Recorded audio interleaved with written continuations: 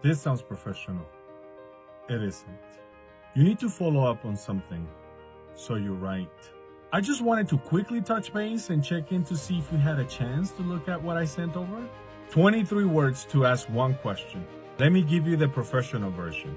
Did you get a chance to review it? 8 words. Same politeness, 0 fillers. Volume is not professionalism. Extra words don't make you sound more polite. They make you sound uncertain.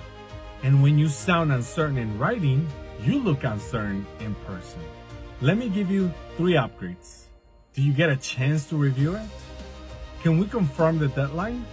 I would like to discuss this further. In professional English, less isn't lazy, it's leadership.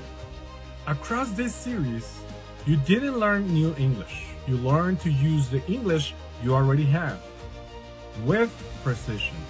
That's what professional English actually is. Follow for more.